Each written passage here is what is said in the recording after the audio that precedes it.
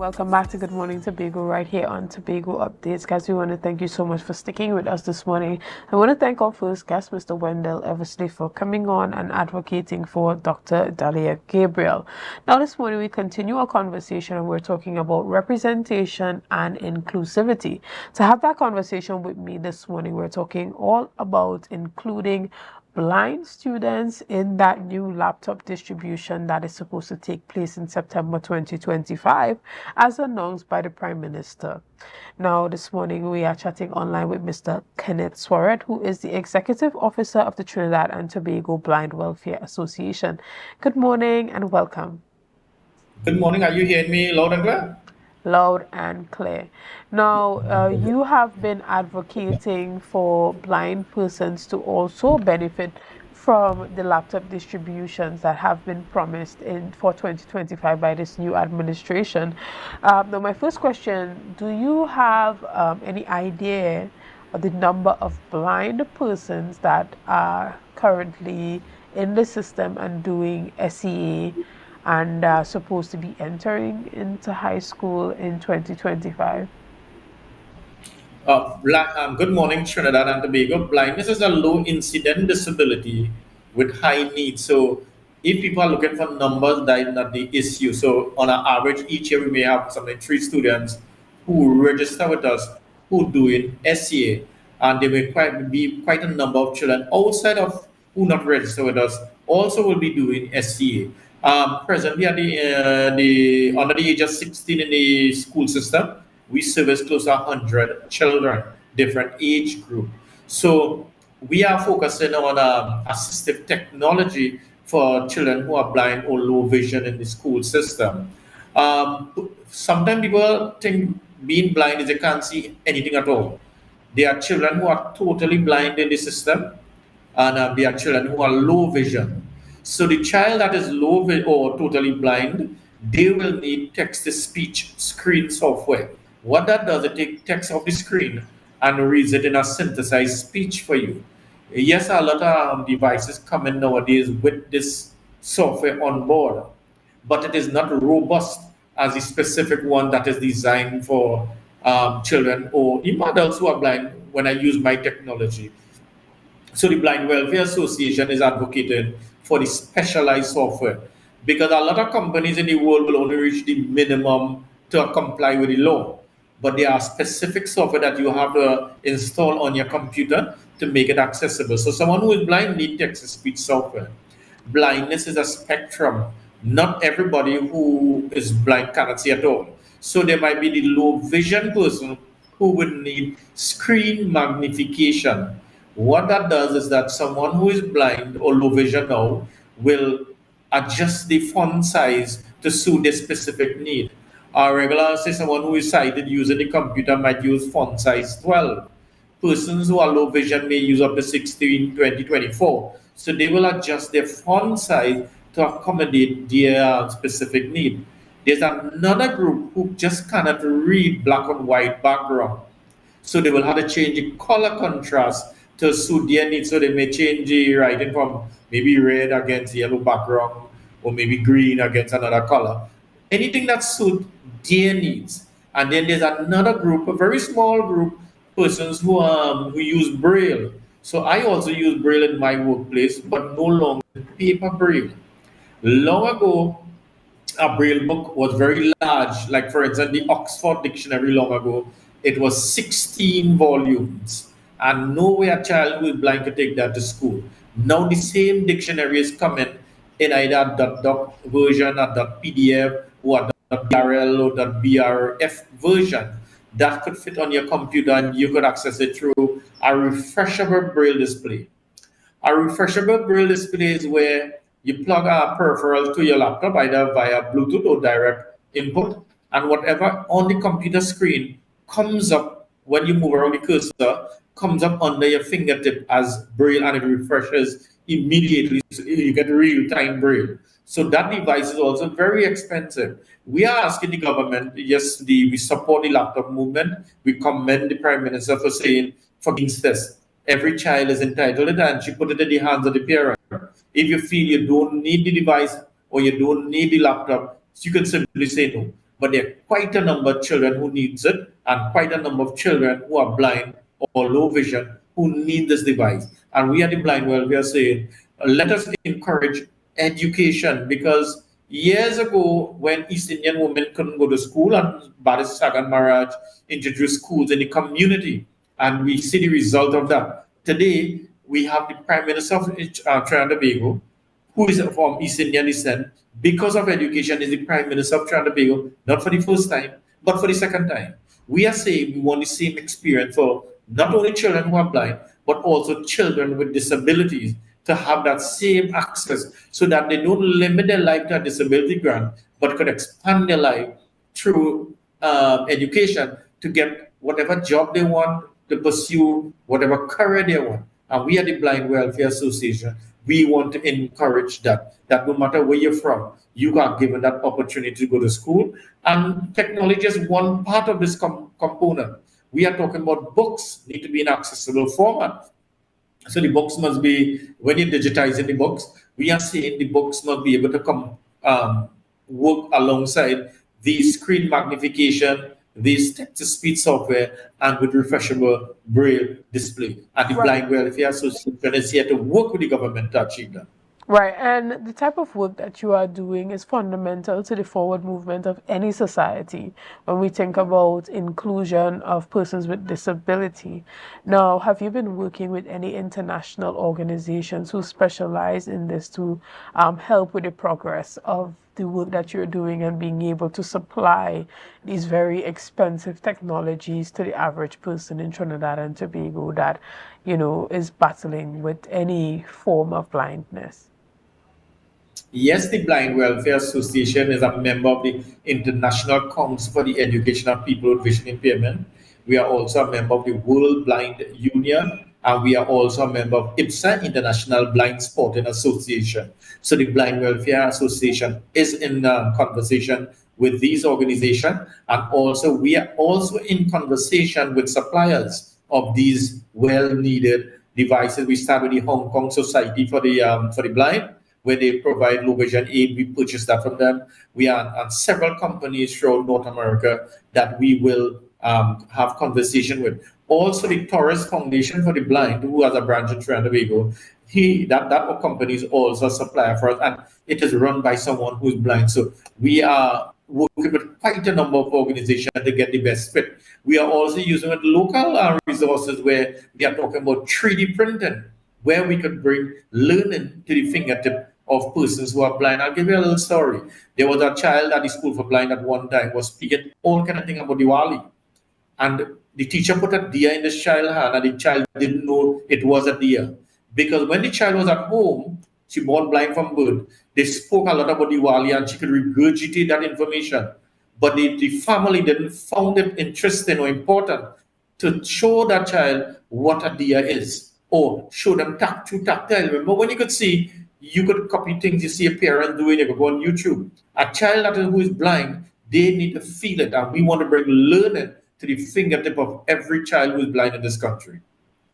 Excellent. And give us a little bit of a background on some of the work that you have been doing at the community level as it pertains to raising awareness and allowing persons to know the type of technology that is out there now to make life a bit more bearable for persons that, deal with vision impairment. Sometimes when people use language, like you said, bearable, some people say suffering from disability. I'm telling people, well, let us see disability as an opportunity as a nation. Because I enjoy being blind, I am proud to be blind. I am happy to be part of the blind culture, not only in Trinidad, throughout the world. So the work that the Blind Welfare has been doing, there's a publication, a research paper that was done by Christian Blind Movement and the World Blind Movement, World Blind Union, and that documented accessibility goal. What the Blind Welfare has been doing is we've been touring all the corporation. We did quite a number of the regional corporation in Trinidad, and we are hoping by next week in Tobago, and I'm hoping to meet with some, the influencers in Tobago to promote this accessibility goal. How do we make Trinidad and Tobago accessible for persons with disability and not only blind? And let us say, for instance, we are happy that President of the Republic of Trinidad and Tobago, Miss Christine Kangalo, appointed someone who is blind to the Senate. What that does, it lifts expectation for person blind. Because what we observe, sometimes the Blind Welfare Association will have a training program for a child who is blind, and a couple may have two children, one who is sighted and one who is blind.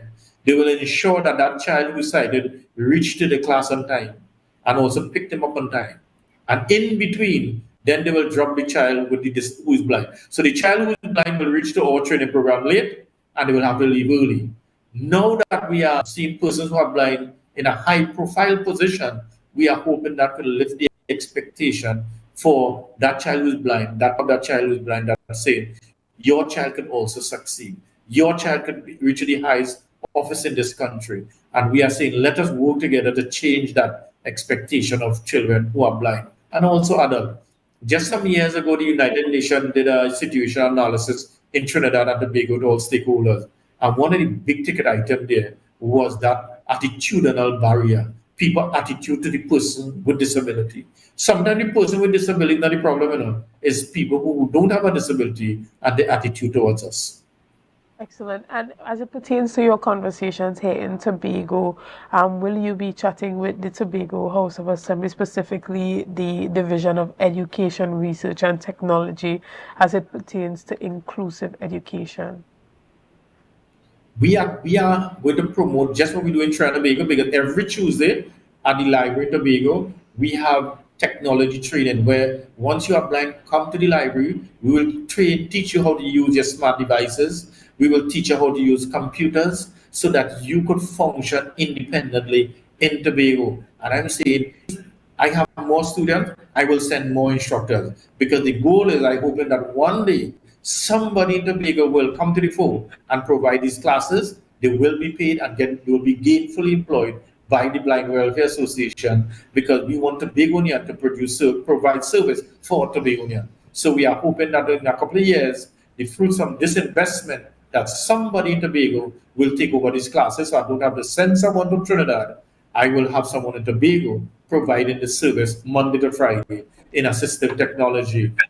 In addition, we have a welfare officer who will come into your community, teach children, teach adults who are blind how to use their white cane independently, how to do personal grooming, adjustment of blindness independently, prepare yourself in the morning, reach the school, back home, prepare yourself for work, get to work and back home safely. And once that happens, then we'll have to incorporate the transportation network and all the technology that is needed to get that person on the job safely and back home.